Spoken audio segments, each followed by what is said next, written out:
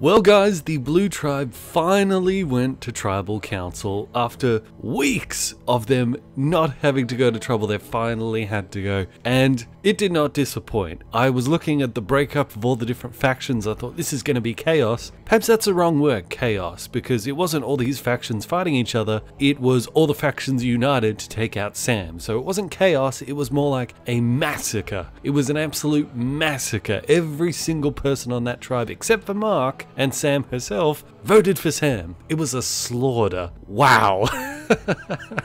It was intense, man. Intense. And I think the number one mistake that Sam made, as evidenced by a lot of the things that were said with the people who voted for her in this episode, and also in some of the next episode, video on that coming up soon as well, it seems that the number one mistake she made is she didn't include the people she considered in her alliance in the decision making. She would decide this person should go, that person should go, and then she would just go and tell everyone else, this is who we're voting for. She didn't ask them, who do you think we should vote for? She didn't include them in the decision making. Normally, we see a lot of these alliances all stand in a circle and they all discuss it. Everyone gets to have a say. Everyone feels included. That's so important in an alliance, because if people don't feel like they're part of the decision making process, they don't feel like they're in control of their own game, and then what incentive do they have to go along with what you're saying? They don't have any. That's why it's so important to at least give the appearance of everyone contributing. One of the strategies I've heard one of the contestants use, I can't remember his name, but he said those sessions are great because if there's someone you want out, you ask everyone for their advice, sooner or later someone will pick the same person that you want, and then you can be like, actually I agree with them, I think that's a good idea, so you can put it on the other person. And it's also very important, we've seen many times before, to keep your alliance solid. That's why you remember Coach had those kind of like prayer circles that he'd do with his alliance like every day, and that was sort of a ritual they do that would keep them bonded together. I think other like girl alliance have had sort of like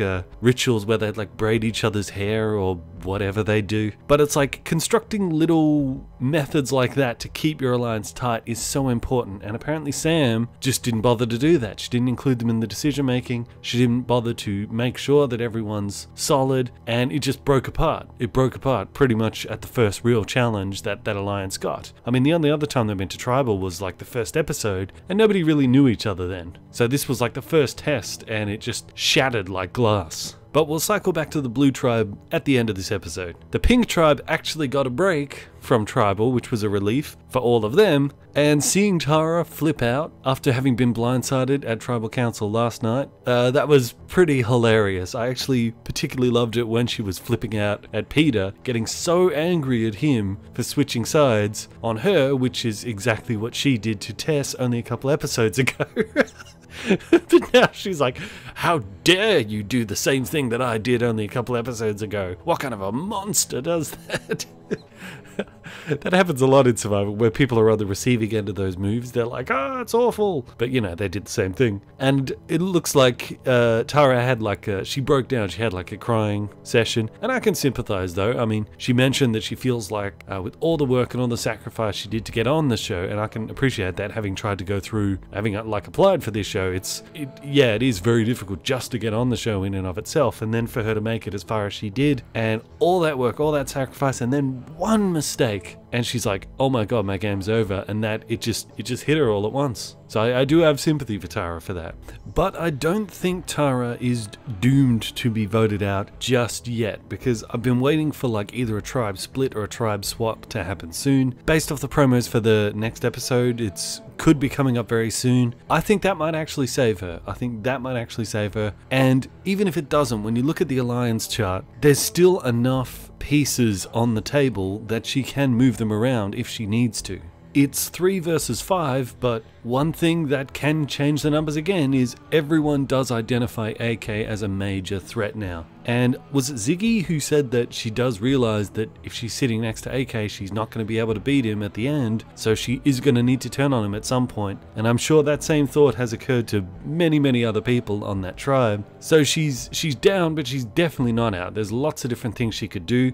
Plus, let's not forget, there's still an immunity idol out there somewhere. No one's found it again since Tess played it, since Tara gave it to Tess and she played it. So it's still out there. Tara could find it. So she's down, but she's definitely not out. But back on the blue tribe, Sarah was saying about how the tribe is so kumbaya and everyone's loving the tribe life because they haven't had to be to tribal for so long. They feel like a big family and all that. And then it cuts to Henry, who's like, man, I hate this. I hate this. Because he wants to go to tribal. He wants to play the game. Which was pretty hilarious to see the contrast between them. But then Henry finally gets to throw the challenge with the puzzle, which was so cool to see. And Sarah, who was working with him on the puzzle, I think she actually caught on that he was deliberately throwing it, but I don't think she had a problem with that. I think she was kind of okay with going to tribal as well. And Sarah does quite often seem to be that swing vote in the middle that everyone is trying to win over to their different side. That in Survivor is often the most coveted position because no one's going to vote you out because everyone needs you for the vote. So being the middleman, the undecided one in the middle that everyone's trying to win over, that's actually a good survival strategy. But of course, Mark smelled a rat, so he went to flush out the rat. He knew something was not right. He went to flush out the rat with that death stare of his, which on Twitter freaked everybody out.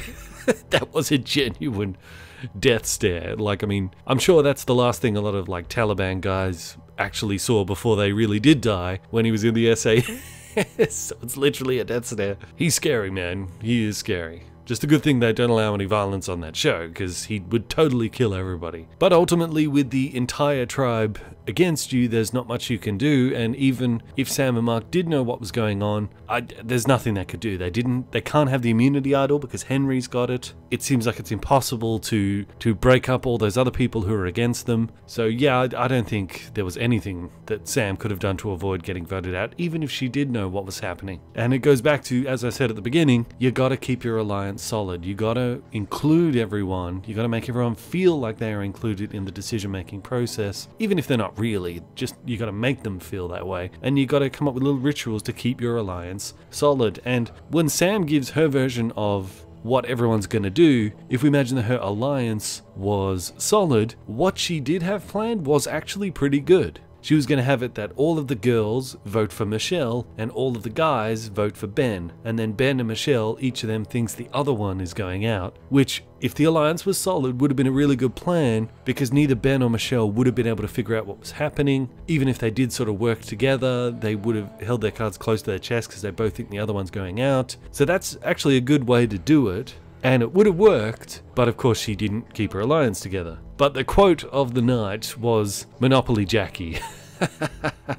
There's another thing that Twitter loved. You can be playing with friends at Monopoly, but once you land on Mayfair, you just buy it, you put hotels on it, and you wipe them out. It's nothing personal. Doesn't mean you don't like the other person you're playing with, but it's a game. And she's right. You know, I've used a similar analogy when talking to friends about this. I say, well, it's like poker. You might bluff about the cards you have in your hand in poker. Doesn't mean you're a deceptive person in real life. You're playing a game, and you're trying to win. But we all know that when it comes to Monopoly, that's a game that often does get personal.